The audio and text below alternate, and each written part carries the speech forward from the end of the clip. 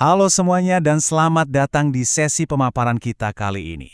Sesi ini khusus kami siapkan untuk Anda, para pemimpin bisnis, eksekutif, dan pengambil keputusan. Hari ini kita mau membedah satu paradoks ekonomi yang jujur aja lumayan bikin geleng-geleng kepala di Indonesia saat ini. Gini, di satu sisi, laporan makro dan berita ekonomi bilang semuanya aman terkendali. Tapi di sisi lain, coba cek grup WhatsApp kantor Anda. Isinya kabar sepi, rekrutmen di-freeze, dan gelombang PHK alias layoff benar-benar terjadi di mana-mana. Nah loh, kok bisa dua realitas yang bertolak belakang ini terjadi bebarengan? Oke, mari kita bedah ini dengan langsung menembak pertanyaan gajah di pelupuk mata kita. Kalau ekonomi kita memang beneran sehat, kenapa orang-orang justru kehilangan pekerjaan mereka? Untuk gampangnya, coba dibayangkan, ekonomi kita itu seperti sebuah gedung pencakar langit. Ada pemandangan dari penthouse di lantai paling atas, dan ada realitas yang terjadi di fondasi alias lantai dasar. Apa yang dilihat oleh para bos dan pembuat kebijakan dari atas penthouse itu, ternyata beda jauh sama apa yang dirasakan pekerja yang menopang fondasi gedung tersebut. Biar kita bisa memetakan akar sistemiknya secara gamblang, ini 5 poin krusial yang jadi agenda kita hari ini. Mulai dari paradoks makro versus mikro, tekanan di 3 sektor utama, realitas pahit kelas menengah, fase penyesuaian ekonomi, sampai gimana sih cara membangun rasa aman nyata. Yuk, langsung kita mulai. Bagian pertama, paradoks makro versus mikro. Mari kita intip bedanya pemandangan dari penthouse dan realitas keras di fondasi. Kalau kita ngintip dari jendela penthouse, wah, ekonomi Indonesia itu kelihatan solid banget. Pertumbuhan ekonomi kita masih anteng di kisaran 5% loh. Konsumsi rumah tangga juga kabarnya kuat-kuat aja. Angka-angka ini kan metrik favorit yang sering banget dipajang di ruang boardroom. Dari atas ini, benar-benar nggak kelihatan ada awan mendung sama sekali. Tambahin juga fakta bahwa tingkat inflasi kita sangat terkendali.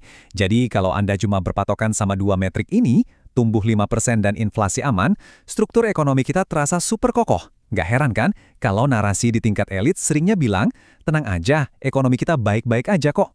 Tapi, perhatikan deh kontras tajamnya di sini.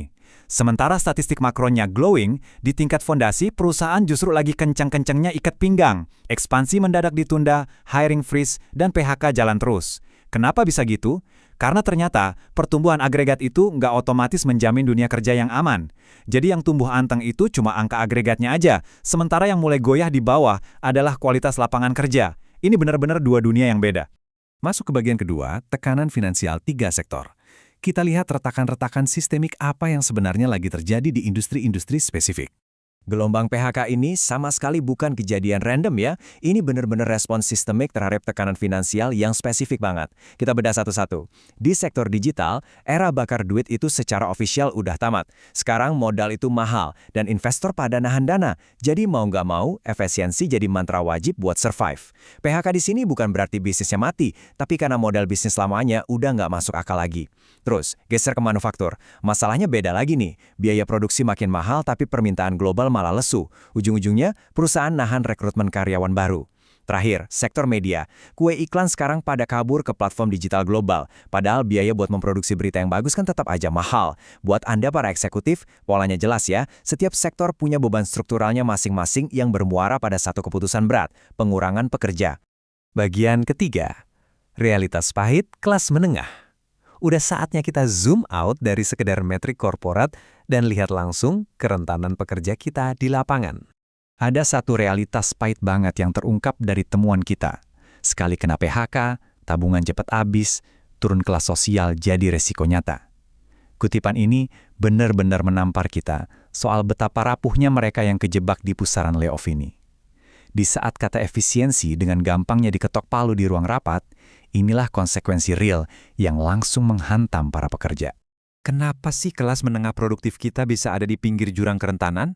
Alasannya gampang ditebak. Mereka ini individu yang tiap bulan dikejar cicilan, entah KPR atau motor, banyak yang berstatus sandwich generation yang menanggung keluarga, dan mereka ini 100% menggantungkan napas pada gaji bulanan. Buat mereka, angka pertumbuhan makro 5% itu nggak ada bunyinya sama sekali kalau tiba-tiba jalur hidup bulanan mereka diputus. Pas gaji stop, rasa aman ekonomi itu langsung menguap. Dan perlu dicatat, ketakutan mendalam kayak gini nggak bakal pernah muncul di grafik statistik agregat manapun. Lanjut ke bagian keempat, fase penyesuaian ekonomi. Mari kita dudukan perkaranya dan definisikan iklim ekonomi yang sebenarnya lagi kita hadapi ini. Poin krusialnya begini, Apa kita ini lagi krisis? Well, dibilang krisis penuh juga belum tentu. Kondisi sekarang itu lebih pas dan lebih jujur kalau kita sebut sebagai fase penyesuaian ekonomi. Ini tuh periode yang nggak normal, lumayan menyakitkan dan dampak negatifnya itu sama sekali nggak dibagi rata. Penyesuaian ini paling keras mukul pekerja kelas menengah sehari-hari, bukan para pemilik modal. Itulah inti kontradiksinya.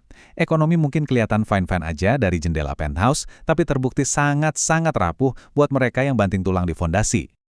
Terakhir, bagian kelima, membangun rasa aman nyata. Mari kita tarik benang merah dari semua realitas tadi untuk Anda para pembuat keputusan. Ini pesan paling penting buat Anda semua yang menyimak pemaparan ini. Ingat, masalah fundamental kita saat ini bukanlah kekurangan pertumbuhan ekonomi. Bukan itu. Masalah terbesarnya adalah pertumbuhan kita ini gagal menciptakan pekerjaan yang layak dan berkelanjutan.